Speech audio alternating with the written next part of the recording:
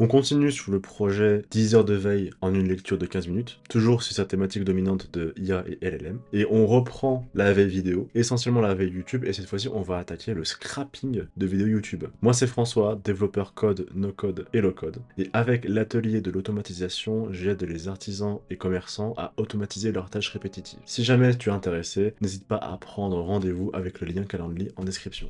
Alors pour rappel, sur ce projet de veille ultime sur la thématique IA et LLM, nous avions vu la veille textuelle qui va être améliorée, que nous allons revoir. Nous avions vu la veille produit et nous sommes toujours sur la veille vidéo. Nous avons vu la dernière fois qu'il était possible de rechercher de nouveaux youtubeurs en automatique en un seul clic, avec à l'appui des suggestions d'amélioration. Et aujourd'hui, nous allons attaquer cette veille vidéo YouTube. Alors comment ça va marcher? Toujours sur ma table Airtable, j'ai toujours cette liste de youtubeurs et sur cette liste de youtubeurs, j'ai une liaison avec une autre table qui s'appelle Video Summaries. Cette liaison, elle va se raccrocher à cette table ici, où je vais avoir le titre de la vidéo, l'URL de la vidéo, le résumé et le nom du youtubeur qui fait référence justement à cette table de YouTube. Allez, on va commencer avec une petite démo du workflow et je t'explique ça ensuite. Donc comme d'hab, j'exécute et je reviens vers toi. Bien, ça a pris un petit peu de temps, et un peu de correction aussi, mais le workflow a enfin réussi à fonctionner à brio. Pourquoi ça a pris un petit peu de temps? Parce que j'ai décidé de changer le cerveau de mon nœud Summarization Chain qui était à la base un nœud OpenIA. J'ai changé pour un nœud OpenRouter comme d'habitude sur un nœud Cloud Haiku 4.5. C'est mon favori pour ce meilleur rapport qualité-prix, vraiment. Très bon résultat, très faible en coût de token. Je vous le conseille à chaque fois, 100% du temps. Et puis j'ai aussi un petit problème au niveau de la récupération de la channel ID. Je pensais que le nom de la chaîne suffisait pour récupérer la channel ID, mais non, il faut carrément l'ID de la chaîne, mais on va dire exploitable au format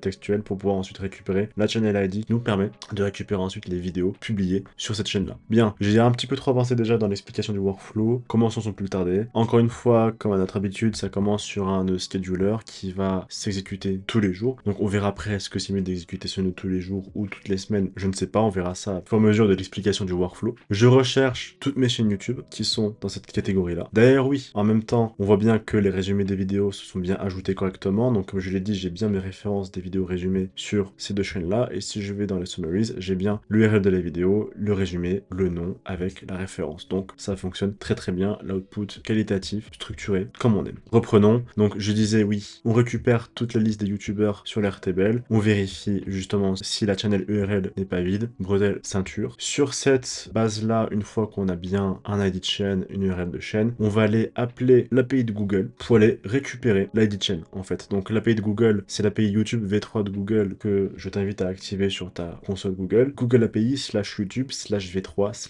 / channels. Et en query paramètres, n'oublie pas de mettre que tu recherches par, donc c'est la section, le champ que tu recherches, l'ID. C'est typiquement ce qu'on recherche. Pour handle, ça veut dire bah, sur quel paramètre, donc du coup sur quelle chaîne. Ici, on va aller splitter la channel URL pour seulement récupérer par exemple ici iPhoneations. Donc JSON channel URL.split, donc on va aller transformer cette chaîne de caractères en tableau basé sur les slash qu'il y a, et on va prendre le dernier élément du tableau pour ensuite faire une requête dessus. Une fois qu'on fait la requête dessus, on voit qu'on a bien une table avec tous les items. Ces items, c'est notamment les métadonnées qui sont reçues de la requête de Google API, et ce qui va nous intéresser, ça va être la table là, items / ID, et on a bien le nom de la chaîne qu'on va pouvoir ensuite exploiter avec le nœud YouTube directement proposé par N8N. Donc on ouvre le nœud YouTube, on configure notre compte YouTube, on va aller chercher la channel ID qu'on souhaite exploiter, et on va rechercher évidemment plusieurs vidéos d'un ID de chaîne à partir d'une certaine date donnée. Donc ici, pour des raisons de coût et aussi de test, hein, on va pas se mentir, j'ai décidé de prendre des vidéos qui ont été publiées depuis hier, et c'est pour ça que j'exécute le workflow tous les jours, c'est pour récupérer toutes les vidéos récentes. Maintenant voilà, est-ce que il est mieux de faire à chaque fois des gros batchs de données et exécuter le workflow toutes les semaines et donc récupérer beaucoup de vidéos toutes les semaines, ou alors uniquement exécuter le workflow tous les jours pour avoir quelque chose de plus granulé et avoir à chaque fois des petites vidéos résumées tous les jours affichées? Mais je pense qu'aussi cette question sera répondue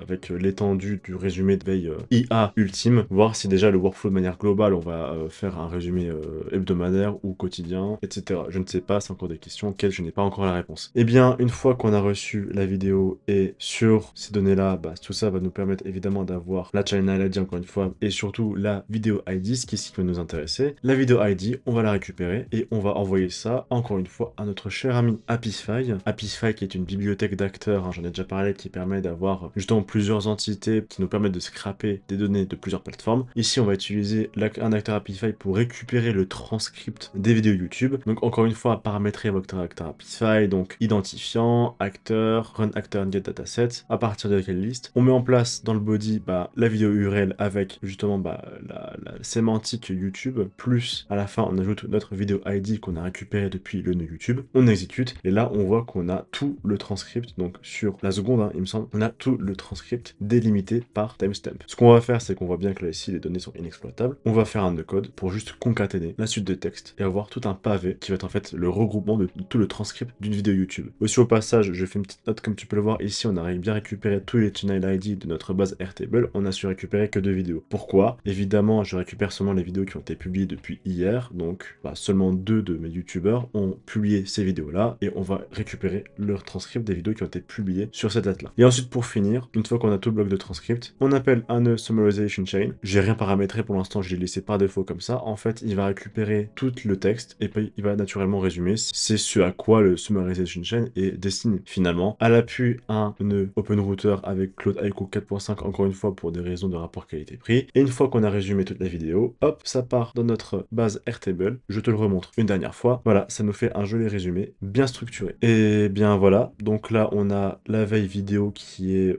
la V1, voire même peut-être la V0 de la veille vidéo qui est complète. On a bien d'un côté la recherche des nouveaux youtubeurs, de l'autre côté on a la veille vidéo YouTube, et je pense qu'on est déjà sur une bonne base solide pour la veille vidéo, pour ce projet de veille IA ultime, à savoir transformer 15 heures de veille en une lecture de 15 minutes. Projet veille ultime sur IA et LLM, transformer 10 heures de veille en une lecture de 15 minutes, partie veille vidéo terminée, du moins une V1 voire même une V0 terminée. Si tu as des idées, des suggestions d'amélioration, n'hésite pas à les faire parvenir. Ce serait franchement sympa de pouvoir faire améliorer ce workflow, de voir ce workflow prendre vie, de voir ce projet prendre vie ensemble. En tout cas, n'hésite pas à liker, commenter et à t'abonner. Et encore une fois, si tu souhaites travailler avec moi, n'hésite pas à prendre rendez-vous avec le lien Calendly en description. Et sur ce, je te dis à très vite.